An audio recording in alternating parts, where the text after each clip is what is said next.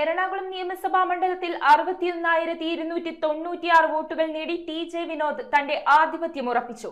15 round വോട്ടെണ്ണൽ പൂർത്തിയായപ്പോൾ 36,163 വോട്ടുകളുടെ വലിയ ഭൂരിപക്ഷമാണ് അദ്ദേഹം സ്വന്തമാക്കിയത്.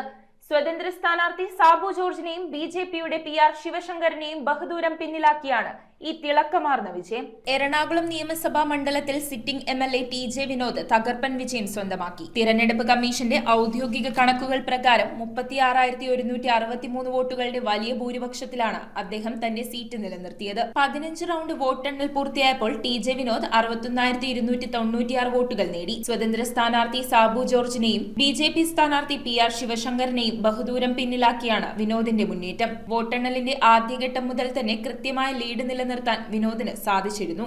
News bureau, Ernakulam.